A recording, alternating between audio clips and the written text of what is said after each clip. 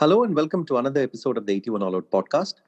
This is Siddhartha Vaidyanathan at SidV on Twitter, and I'm joined by my friend Mahesh, who is at Cornered on Twitter. Today, we are delighted to welcome the veteran cricket writer from Indore, Professor Surya Prakash Chaturvedi. At 81 All Out, we have featured quite a number of writers from the English press, but we also wanted to explore cricket writing beyond English. There is a whole world of writing and commentary in regional languages. So it was a delight when Professor Chaturvedi, someone who has followed cricket for close to 75 years, agreed to share his observations and experiences. A former professor of English at the Government Arts and Commerce College in Indore, Professor Chaturvedi, interestingly, chose to write books in Hindi and articles as well. He played cricket at the collegiate level and went on to become a cricket writer, author, and commentator over several decades. He is the author of 15 books on cricket and was honored with the Madhavrao Scindia Lifetime Achievement Award of the Madhya Pradesh Cricket Association in 2016. The acclaimed cricket writer, Vijay Lokapalli, considers Professor Chaturvedi the professor of cricket. I hope you enjoy the conversation as much as we did. In the air, Srishan takes it! India win! He'll come back for the second. India have won the test match. India have won the series. They're going to get back for two. India home. Lords goes wild. It's a way of life. I don't think any other game except cricket can have comparison with life. It is Absolutely. so close to life that so many things in cricket are applicable in life also. For example, concentration, courage, discipline, dedication, power to come back, bounce back, balance, mental and physical strength. There are so many things that help us to know life if we follow the game. You're absolutely right, Professor. And many people have also said how the game of cricket, especially Test cricket, so closely resembles the novel, the novel that great writers have written, because the game's rhythm and flow is very similar to the rhythm and flow of a novel by, say, a Leo Tolstoy or by some great writer like Ernest Hemingway. When I started writing, we in India had some very good writers, but they were all writing in English. R. Mohan was one, Rajan Bala was another, Sundar Rajan, Bal Karmarkar, Vijay Lokapalli. These were the people who were writing in English. In Hindi, we had to face many difficulties. When I started covering this match, cricket for Nai Duniya Indore, I used to write in Roman and we had to telex the message, which was very difficult for us, writing in Roman, then cutting them, collecting them, and then going to the telegraph office and then getting the telex through. Then here in the office, someone sitting there, recollecting and then writing. Those were the difficult days. English writers were fortunate because they had these fax facilities and these things. We never had these facilities. We started getting these facilities after 1980-90. Otherwise, we were writing in Roman and sending through telex. Very difficult times. And now people can watch the match on the mobile and cover it and send the photograph and the report from the stadium by their mobile. This is how things have changed. And changed for the better. But then people in my time were finding it very difficult. So when you were growing up, Professor, can you talk a bit about your growing up days, early memories of cricket and early memories also of falling in love with the game? I started playing the game at the school level, then at the college level, then the university level, then the club level. We had very good standard of cricket in Indore at the club level. And then I was fortunate to find that Holkar team was practicing on Yashwant Club ground, and I got quite a few opportunities to play with those great players like CK Nayudu, Mushtaq Ali, CS Nayudu, Jagdale, Sarvate, and others. So when I was watching them, I used to see that there is something in them which is different from others. Remember, Holkar team played all its cricket on matting. First they had choir matting, then the jute matting. But the players were so gifted that whenever they were required to go and play on turf, they used to go there 2 or 3 days before, used to get adjust with the wicket, and used to play. And all players, barring a few exceptions of one or two, were 6-footers, all delightful stroke makers. That is why wherever they went, they were popular. I recall an incident of a Ranji Trophy team. Holkar team won the Ranji Trophy 4 times and played the final 6 times in its small duration of 12 years. Yes. I recall that match played against the Bengal at Eden Gardens. Holkar had taken first innings lead against Bengal, but then their second inning collapsed and they were on the verge of defeat.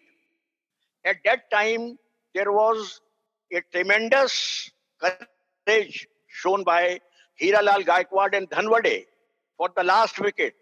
They remained together at the wicket for 1.5 hours and drew the game so that Holkar could win the match on first innings.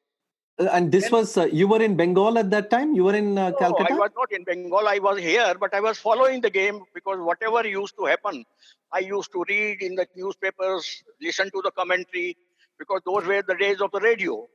There was no television at that time. I'm 83-year-old now. And when I started writing, it was in the, say, 70s.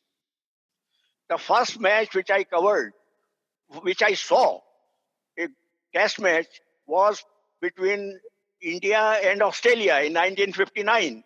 I had gone there with the university team. Hanuman Singh was our captain. And I was watching that match, used to go there along with my friends. Rishi Beno, you must be remembering, captain Australia.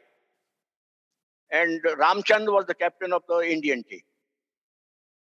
I remember Rishi Beno, Ian Harvey, Alan Davidson, Klein playing for Australia, and of course for India, Abbas Ali Beg had made a debut at that time. That was my first big match which I saw. Otherwise in Indore, whatever matches were played, I used to see them. And the first great hero, international hero whom I saw was Frank Worrell. He had come with the Commonwealth team to Indore. He had not played for West Indies at that time. He had come here, and I remember an incident. CK Nayudu was the captain of the Holkar team. He was just walking, and Frank Worrell was just smoking. The moment he saw CK Nayudu, I don't know why, the cigarette fell from his hand, and he began feeling sorry and said, "Sorry, sir." He had no occasion, no reason to say this. But this was the magnanimity and the grace and the power of CK Nayudu, that his very presence made people respect him. So, as somebody from Indore, you should tell us about the aura around Colonel C.K. Naidu. I mean, he must have been some presence, especially for. I was fortunate to visit his house also because his son Prakash Naidu used to study with me. Once it so happened that Raj Singh was my classmate. We graduated together from Indore Christian College. Okay. And in a practice match, I had the temptation to go early so that I could have some knocking for the oncoming match. I went early, and first ball that Raj Singh bowled slipped from his hand and it came to my mouth. I tried to face it. It got hurt. I got hurt on my thumb, and I somehow came back. Couldn't bat that day, and my thumb got swollen. When it was swollen, then I decided that perhaps I will not be able to play. Then Raj Singh felt sorry. He said, no, we need you. How is it? We were to play together for the same match, for the same team. So Prakash called me and said, my father has brought something. We shall give you fomentation. You shall be able to play. And I went there. I put my thumb there. Ultraviolet rays he kept on passing. And Colonel Naidu's presence was so frightening that I couldn't move from that place. He said, sit. You will not move for an hour. And I thought that perhaps my thumb will melt because of the heat. But then the swollen got normal. I could play the match. This was the charm of the personality of the man. You only had to see him to believe that he commanded respect. He was born to lead wherever he went. And then remember, he scored a double hundred against Baroda in a Ranji Trophy match. By that time, he was 53-year-old. At the age of 53, he scored a double century against Baroda, and I saw that match. What an inning it was. And the last inning of his Ranji Trophy was against Vinu Mankad. When he was 63, 64, he hit Vinu Mankad for a six.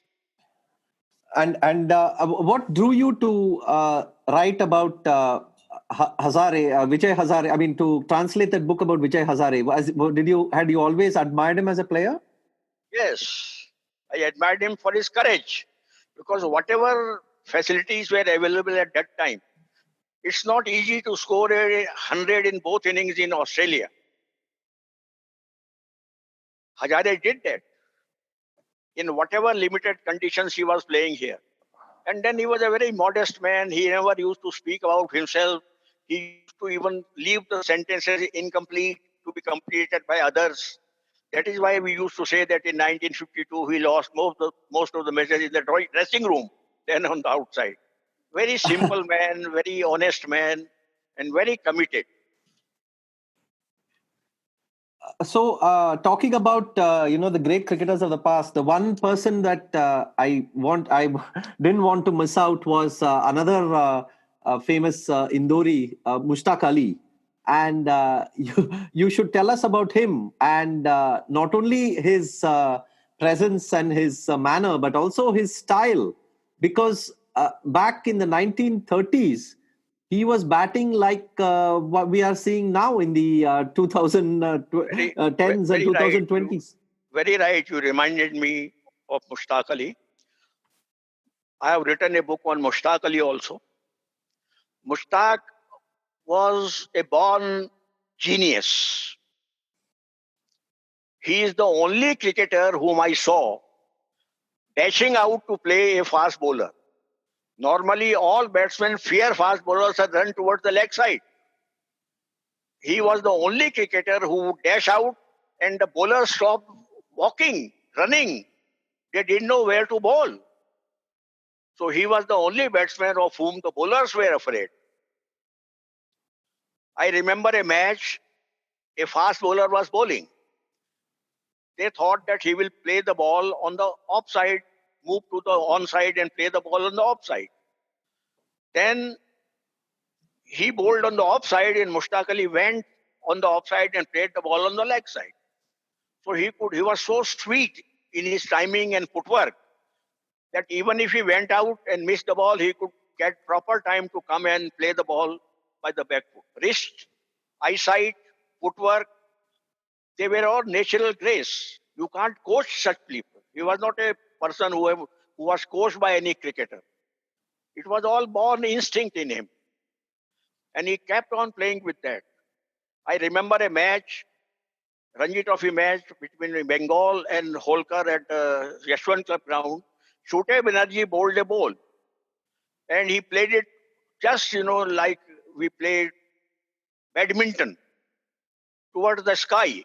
And it was a no ball. By the time the ball could come in the ground, they had run 2 runs. Someone in Australia wrote a letter to Mushtaq Ali just before the death. And he said, I want to know how many runs were scored in 1936 when he scored 100 and had a double 100 partnership with Vijay Merchant.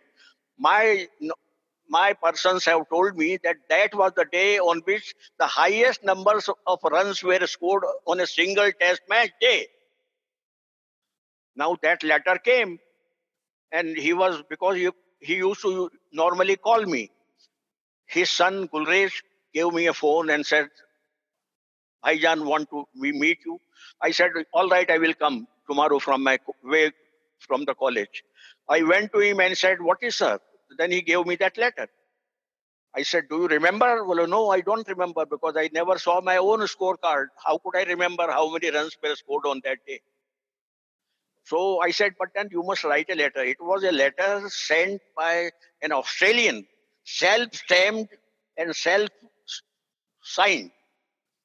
And he read, so I said, you must at least answer this. Then I dictated its reply. And I said, you send your biodata also and a photograph. It was all packed and ready, but I don't think by the time the letter reached him, Mushtaq must have remained because after 2 days he died. So such are the followers of the game. In Australia, a man wants to know how many runs were scored on a test match day. And the match was played between India and England, not in Australia. What do you think gave him that confidence and conviction to go completely against the traditional methods of batting? Because on the one hand, you had Vijay Merchant, and on the other hand, you had Mushtaq Ali, two completely contrasting batsmen. It is like a combination of prose and poetry. If Vijay Merchant was prose, Mushtaq Ali was poetry. And poetry doesn't follow rules. Poets need license. So he also reserved his license. He was very unorthodox. Ball on the leg side, he could play on the off side. Ball on the off side, he could play on the leg side. So this only he could do, because for that you have to need a very sweet footwork, good timing, and wrist. All this combination made him a great cricketer. Persons like him are born, not made. You have covered almost every aspect of the game. I have, in 25 years, written 15 books, research-oriented books on the game. And so far as I'm not proud of saying this, but I very humbly say it, that no other person in no language has written so many books on any game. 15 in all, and that too in Hindi, because I started writing in Hindi because I thought that Hindi is my mother tongue, and there was nothing on the game in Hindi. So with this desire, I started writing. I got a clean field. No other person has written more than 1 or 2 books. And I used to tell them, why don't you come forward and write? But people just can write 1 or 2 articles. Because when I began, I had a golden time at that time, because we had very good magazines, Hindi magazines like Dharmyug, Saptaik Hindustan, Ravivar. I used to write in them. And then I began writing in Jansatta, Hindustan Times, and other Bhaskar and Nai Duniya. So let me tell you a very interesting incident. Sunil Gavaskar I have known for a long time. I saw him for the first time in 1968. I had gone with the Indore University team. I had taken the Indore University team to Vadodara, and he had come to represent Bombay team. Even when there was no match of the Indore team, I used to go and watch Bombay playing. I used to see how his parents used to come, how his sister used to come, and they used to wish him and used to go and watch the match. Then I met him again in 69 in Jabalpur. There also I taken the Indore University team, and he had come with the Bombay team. We used to go every evening for dinner. He was watching, he was just close by in the front room, behind my room. And he one day asked me, sir, these people come and you go every evening. Where do you go? I said, we want to have good food so that we can have a good dinner, because whatever we get here on the ground is not sufficient. So Sanjay Jagdale, Vasu Gangwani and I used to go in a rickshaw. He said, shall I also go? When I said, come. So we took him also. And from that day, we developed intimacy. And this is the grace and greatness of the man, that he recognizes me, talks to me nicely.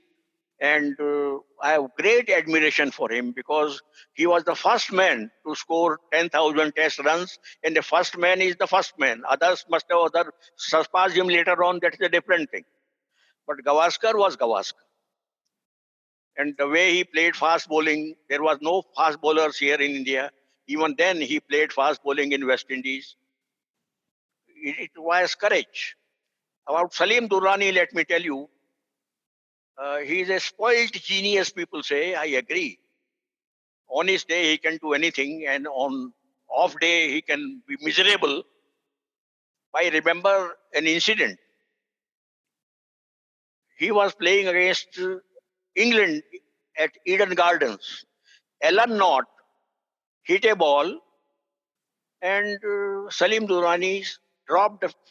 No, Fletcher played the ball, and Salim Durrani dropped a simple catch in the slips, and Fletcher survived. People began shouting against Durrani. Durrani, Durrani, down with Durrani, down with Durrani. But Bengalis are very sentimental people. So he went and told Nawab Patoti not to keep him there in the east stand, because the people were shouting. He said, it's all right, Salim, stand. He removed him and placed him at a different thing. And then after some time, Alan Knott hit a ball. It was a skier. Salim Durrani must have read 25 to 30 yards to take that catch. And then all those people who were against him became his friends. So he could do wonders. You must be remembering those 2 golden balls that he bowled in West Indies. Actually, Ajit Wadekar was not giving him the bowling. He was frustrated. He said, I am senior to Ajit. He has played under me in Bombay, monsoon cricket, and he is not asking me to bowl. I will win the match. Then when he said this to Dilip Sardesai went to him and said, Salim is after me. He is saying, give me some overs. And so Dilip, because of Sardesai's request, he gave him ball in the next day. And on 2 balls, he got 2 wickets, Sobers and Lloyd, and the match changed. Let me talk about Sobers also. I was covering a match for Nai Dunya Indore. That was the match when Sobers had come to cover the match for Dev Features at Wankhede Stadium. Some of us decided to have talk with Sobers, because that was a golden opportunity. Where could we meet him otherwise? Greatest cricketer, because Dolan Bradman must be the greatest batsman, agreed. But the greatest cricketer, total cricketer, is Sobers. So he said, all right, I will talk. But then you talk to my sponsor. Kapil Dev has called me. So ask him. We went there. Kapil was there. We asked him and said, we will not discuss the present series. We will discuss only the matches of his time, cricket of his time. He agreed. And so next day we decided to meet him. And believe me, you shall be surprised to know, we were only 3 there in the press to meet him. Only 3. I was there, Makarand was there, and then Raju Mukherjee of Bengal. No Sundar Rajan, no Sharad Kotnis, nobody. And they later on came and began asking me what happened. Then Makarand told me, don't tell them anything, and even if you tell them all wrong things, so that then when right, let them suffer. Why did it not come in time? They said, sir, Sobers also commented. He said, I see this press box overcrowded every day, and only 3 of you. I said, we are lucky. We shall get more time to talk to you. So Sobers was a great man that way. Professor Chaturvedi, I have one question though, and our listeners must know that Professor is a distinguished, retired professor of English. And as a professor of English, can you tell our listeners what was the impetus for you to take up writing so many books and writing on the game in Hindi? You have touched upon it, but can you expand a bit more? Very right.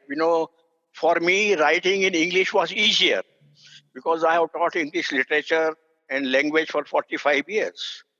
But I had the feeling that my own language must also have some of the glory of the game. So I thought that I must begin. Others will also follow. My friend Prabhas Joshi also helped me. He was another man who wrote in Hindi. And we coined also some words. 2020, T20, we used to call it Bisam Bisa. Bisam Bisa. So we had coined these words. We had begun writing also. But unfortunately, he died. Raj Singh was also a bosom friend of mine. He also died. I was fortunate to have all these two people practically on every occasion whenever my book was released. Then tell me, you must write in the language of the people, simple language. Because by writing in difficult languages, you increase the difficulty of the readers. It is better that you increase your own difficulty and write in Hindi, in simple Hindi, so that the difficulty of the readers is reduced. So if this effort is made, I think nothing is difficult. It can be done. Hindi is a rich language. Hindi can be enriched also because it is coming to the internet. It is coming to science. Even science people are writing in Hindi. So one should make an effort. It takes time. That respect which is given to the English writers, Fingleton and others, it has yet to come to the writers writing in Hindi. But it will take time. A day will come when the people will recognize. So one of the questions I had about you made an interesting point about coining new words like for T20, 2020 and things like that. Do you think that that is one of the biggest challenges of writing in a regional language? Because a large part of cricketing grammar is in English, and a lot of cricketing terms, I mean, all are very difficult to translate. And did you find that as a challenge, or did you just go ahead and coin the words as you felt with your creativity? You are right. Certain words can be coined, but technical words can't be coined. For example, all-rounder is an all-rounder. Court behind is a court behind.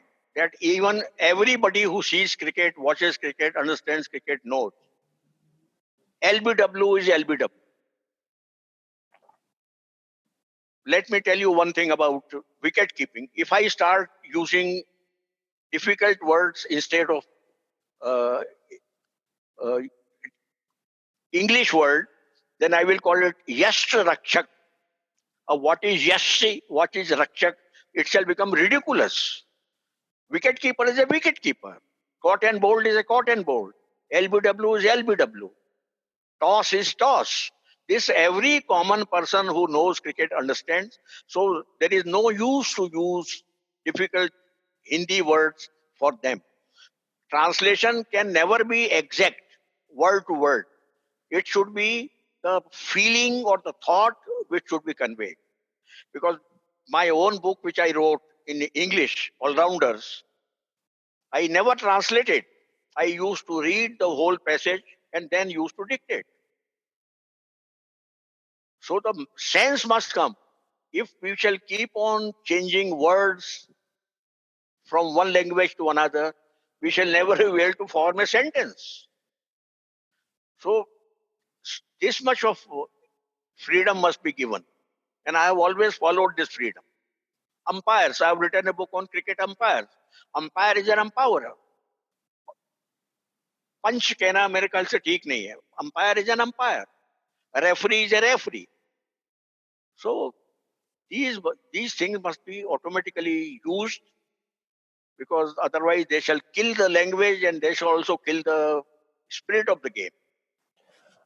So is it then vital that a writer in Hindi or any other Indian language develops a completely new hybrid language for the sake of cricket, which includes bit of English as the terms and a bit of Hindi if you're writing in Hindi, and then melding the two into some kind of hybrid language for that is spoken in the cricket fields? Yes, I have. This is what I have tried, and my effort has been appreciated even by Hindi scholars. Some of the professors have written letters to me appreciating this, and I think that the effort should be kept on. And a day will come when we shall enrich the language. That is how languages are enriched. In English also, we got so many new words: topi, andolan. These words have come. So when other languages can welcome Hindi, why can't Hindi welcome other languages or the words of other languages? Station. Station is a station. Everybody understands. Rail, Hawai Jahaj, everybody knows. So no time should be wasted in translating such words. So, given how cricket in India, I mean, if you look at the history of cricket in India over the last, say, 20 years or so, cricket has moved far beyond the traditional centers. It has gone into, deep into the hinterland, into the masses. There are cricketers coming from everywhere now.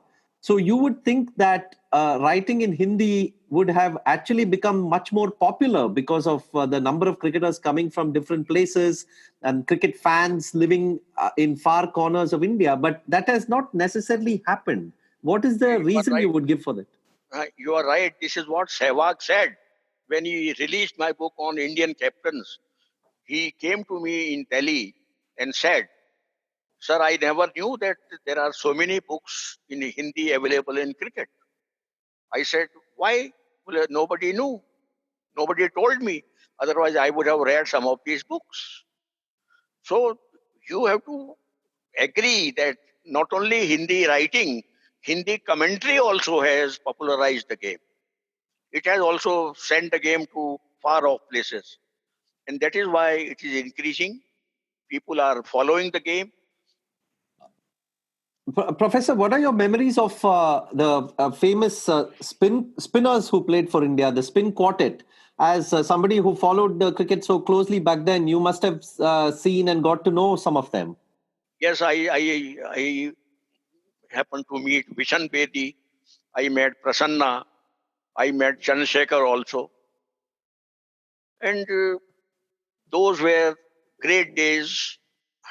I only wish our fielding had been better at that time. Subhash Gupte. What to talk of Subhash Gupte? I think he was any day a better leg spinner than Shane Warne. But at that time, there was no competition, there was no grooming, there was no encouragement, and unfortunately, he got dragged in a controversy and went back to West Indies, but never spoke out what had happened. That speaks for the greatness of the man. Prasanna, I think, was the greatest off spinner that I have seen. So was Chandrasekhar was not a leg spinner. It was the speed and that handicap that he had, which made him a difficult bowler to play. Bounce and speed. The genuine leg spinner was Subhash Gupte. Later on, Narendra Hirwani, he also got here in Indore.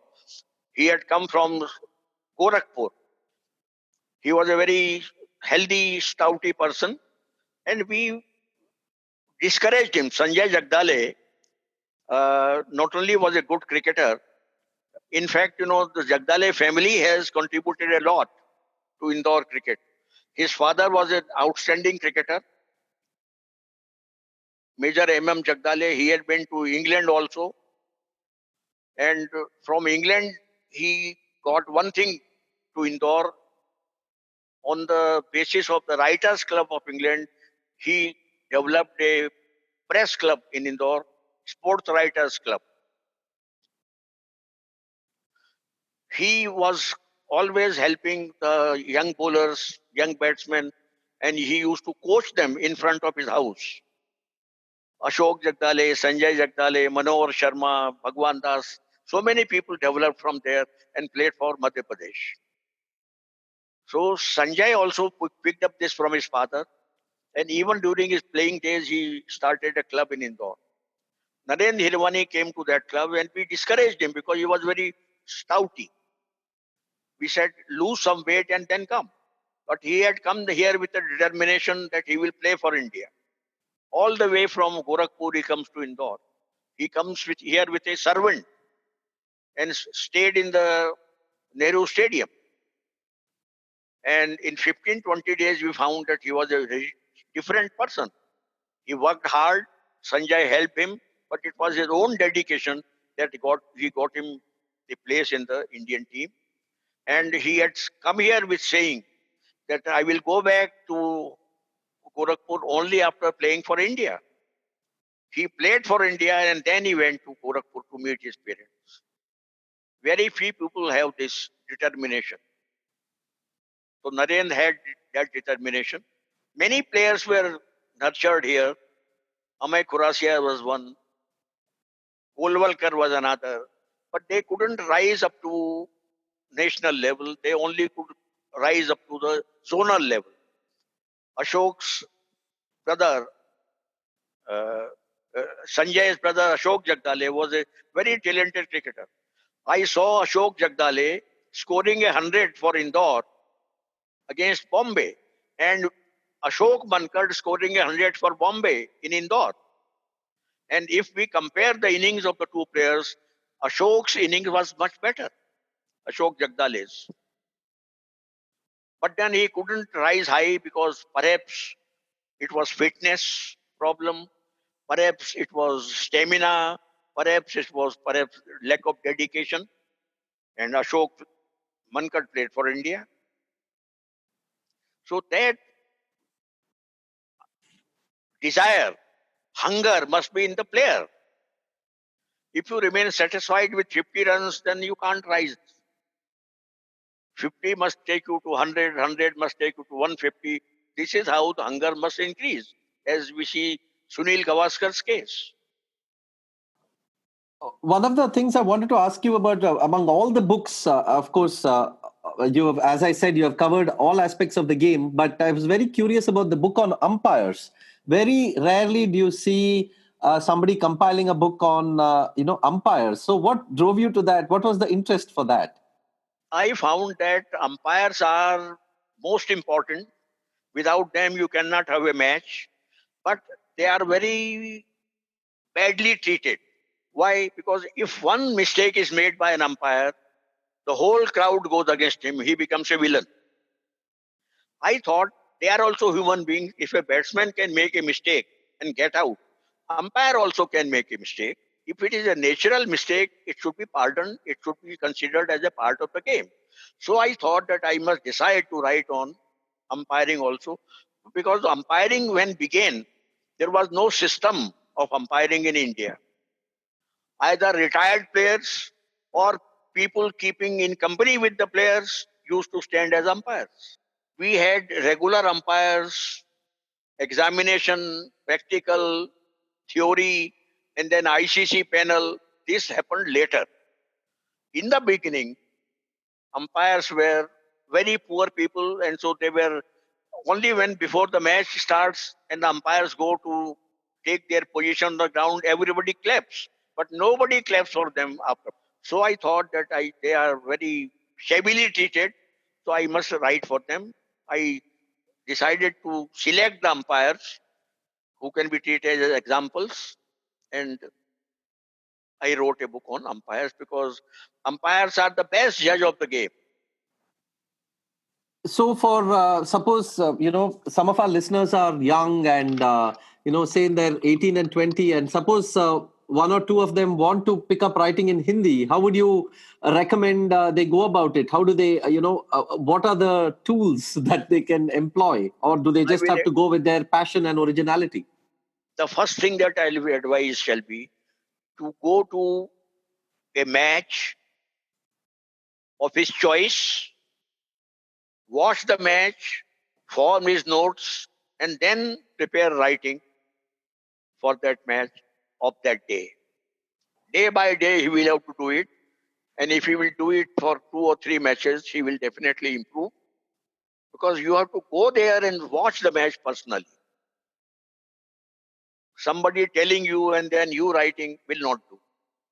You watch, you make your own observation, see what is to be done, what is to be neglected, what is to be written, and it must be positive. Because all negative writing is something which nobody likes to read.